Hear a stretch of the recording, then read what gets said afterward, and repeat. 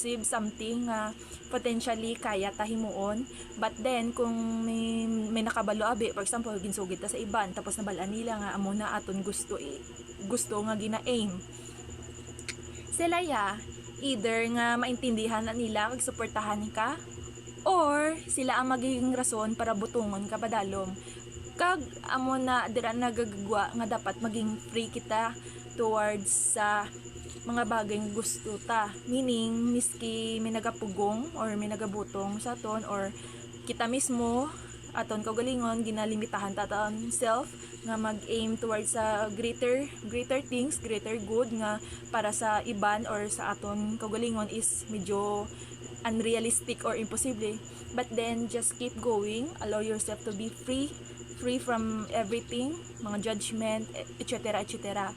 As long as balaan mo ang may idea ka, miski gamay ganon na siya kadako or gamay, as long as balaan mo nga potentially kaya mo, then just keep going.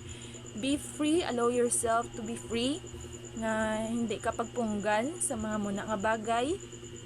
Although ikaw personally hindi mo na siya makontrol, kay syempre nga daan ang, for example, mga judgment sa iban is something nga ara na ginaya ga exist ginaya, no matter how much you try to over explain yourself, defend yourself, ara ginaya kag hindi ta na madula or mapunggan.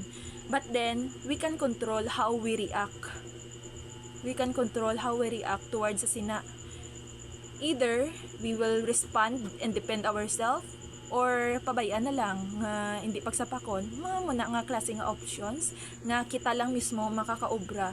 And ang ina nga mga options is what we call human right, which similar man sa pagiging free. Amo na akon punto subong.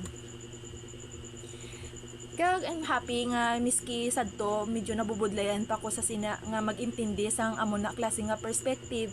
Kaya ako personally, ilabay na gid sang teenager pagid ko, mga 15 years old, 16 years old, I'm very emotional to the point nga gamay lang nga sala sang isa ka tawo or gamay lang nga aksyon, gariak ako. As in, to the point nga imbes bala nga intindihon ako sang mga sa akong pamilya nga amo na nahadlok ako, na-hurt ako or something like that nga very emotional, sila yan na mismo yan natatak-an na sila nga mag-intindi sa akon bangod do halos sa gamay nga mga bagay gariak ako. And amo na ang isa sa mga realization ko man towards akon pagiging adult nga very ang pagiging masyado OA or reactive sa mga bagay bala nga hindi ta man makontrol, or sa mga sitwasyon or mga tao specifically nga hindi ta sila bala mahambalan or makontrol. Kung sige kita nga nag-react sa ila, kita ang kaluluoy. Kag hindi lang kita mismo ang apektado, pati man ang mga tao nga gusto man kita balabuligan. Kay kung ikaw kung sige ka lang sulong lang, react lang, to the point nga amo na do ikaw na ang nagiging problema, sila man mismo makapoy man sa imo. So at the end of the day, no one can help you. That's why it was much better if as much as possible we are not very reactive or inangga-reactive bala permis towards sa mga certain situations or problema nga ginaatubang ta. Pero that doesn't mean nga pabayaan ta. Kay may limitation mga daan towards sa sina nga pag hindi bala pag-react. Once nga ang isa ka bagay or sitwasyon or ang isa ka tawo is very intentional na gid bala ang iya ginahimo to the point nga miski galikaw ka na ginanilagas ka mangyapon kag gusto gid niya ya intention giniya nga anon ka bala istorbohon or sakiton pa na dira ka na ya ma-react ka in a way nga sunggabon nga hindi nga sunggabon mo or magiging violente ka or to show intimidation towards sa sina nga tawo. React ka in a way nga it can really effect man bala towards to sa isa ka tawo long term, hindi short term. Kaya ang short term nga mga solution, for example sunggabon mo or balusan mo physically, batuan mo physically, inaya, although effective siya sa ibang occasion, it's just a long term solution. Ang mga short term solution lang sa gali.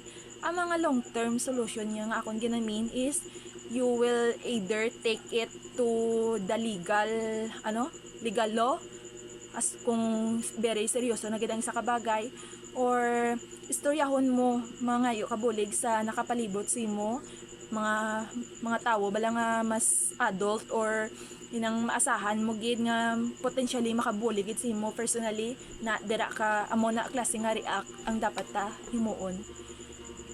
Mapos lang ni sambalon, full storage ka na day. Full storage ka na.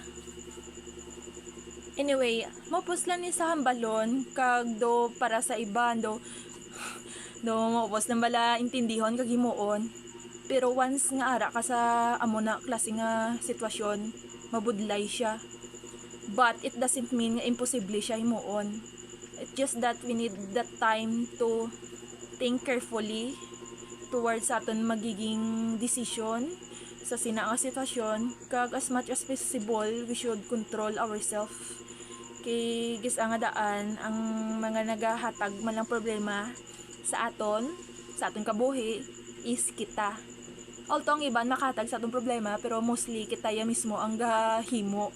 That's why muna, since kita ang gahimo, may potential nga makontrol ta ina. And that's the biggest advantage man towards sa amo na. And that's all for today. Michaela, thank you for being consistent. I'm so proud of you.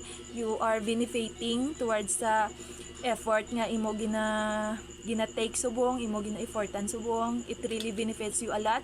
Labi na gid sa imo communication skills. It improves imo confident, it improves tanan-tanan. As in pati imo social skills, pati ang imo nga connection bala, imo network towards sa ibang nga tawo, ga-improve man.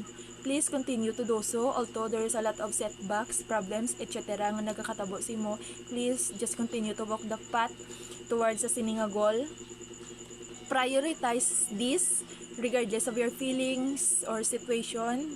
Subo ka bala, stress, akig, or padera, or you have a busy schedule ahead nga kinanglan mo urgently nga himuon, but please as much as possible set that aside kag unaha ini as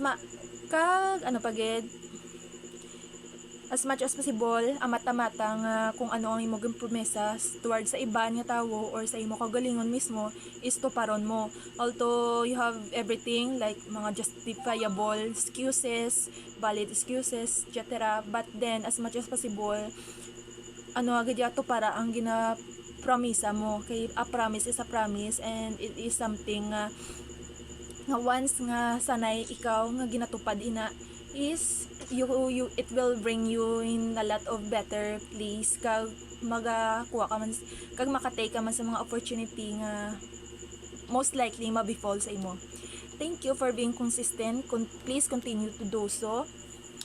You see the glimpse of the result, and you know it's gonna be worth it, and always finish what you start.